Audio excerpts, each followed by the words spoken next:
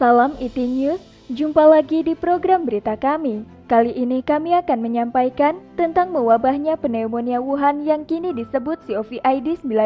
Komunis Tiongkok berulang kali melayangkan protes terhadap negara-negara di dunia yang membatasi masuknya warga Tiongkok ke negara mereka. Akan tetapi justru menunjukkan belas kasih kepada Korea Utara dan Rusia yang pertama kali memblokir perbatasan Tiongkok.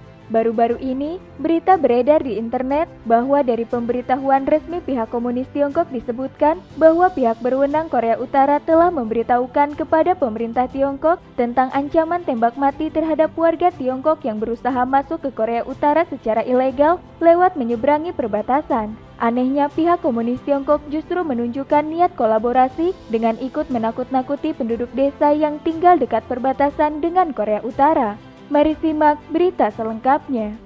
Pada 4 Maret 2020, ada sebuah pemberitahuan yang dikeluarkan oleh seorang pejabat dari Komite Pedesaan Partai Komunis suatu desa kepada para warga desa. Pemberitahuan itu diunggah netizen di media sosial Tiongkok. Pemberitahuan tersebut resmi karena menggunakan stempel dan ada nama penerima. Itu membuktikan bahwa pemberitahuan tersebut bukan berupa pengumuman yang ditempelkan pada suatu tempat atau dinding, tetapi cenderung berupa edaran yang diberikan kepada setiap warga desa ataupun kepada kepala keluarga.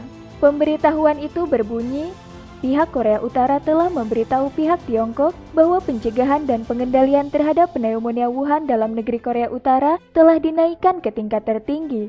Sehubungan dengan itu, pihak Tiongkok juga diharapkan dapat ikut membantu dengan memperkuat kontrol perbatasan. Jika ditemukan ada warga yang melanggar dengan melintasi perbatasan, pihak Korea Utara dapat langsung menembak mati yang bersangkutan. Untuk itu, pihak berwenang Tiongkok memutuskan untuk segera melarang penduduk desa pergi ke Sungai Yalu untuk memancing atau membuang sampah, mengembara, memelihara ternak dan unggas, melarang warga menyentuh, melampaui batas, dan merusak pagar. Badan Keamanan Publik akan melakukan pemantauan di tepi sungai selama 24 jam dan dapat menahan warga yang melanggar, agar diketahui bahwa segala konsekuensi yang ditimbulkan adalah resiko sendiri.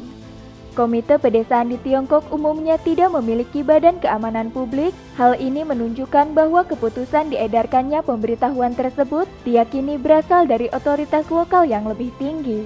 Pemberitahuan itu menyebutkan bahwa penerapan larangan melintasi perbatasan ini adalah demi keselamatan jiwa dan harta penduduk desa. Namun ditinjau dari kerasnya nada isi pemberitahuan, tampaknya bukan demi keselamatan jiwa dan harta penduduk, akan tetapi cenderung pada penunjukan niat berkolaborasi dengan pihak Korea Utara yang bagaimanapun juga masih saudara sesama komunis.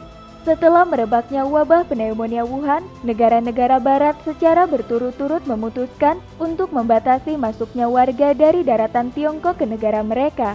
Sedangkan pihak komunis Tiongkok berulang kali mengeluarkan protes keras atas tindakan tersebut. Pihak Tiongkok menuduh negara barat ini bereaksi yang berlebihan.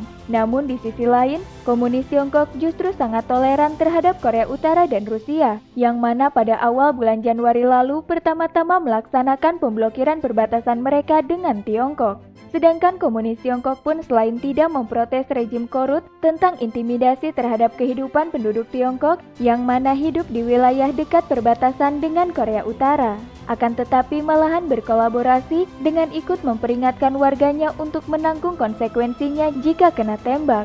Hal mana membangkitkan kemarahan para netizen daratan Tiongkok. Pada 19 Februari, Rusia menginstruksikan penutupan perbatasan dengan Tiongkok, juga mengumumkan akan sepenuhnya melarang masuknya warga negara Tiongkok, Hong Kong, dan Makau. Pada hari yang sama, seorang juru bicara Kementerian Luar Negeri Tiongkok dalam siaran persnya menyatakan bahwa pihak Tiongkok dapat memahami keputusan tersebut. Si juru bicara itu mengucapkan terima kasih atas dukungan pihak Rusia terhadap Tiongkok dalam memerangi wabah pneumonia. Penjelasan juru bicara tersebut kemudian menyulut cemooh netizen daratan Tiongkok.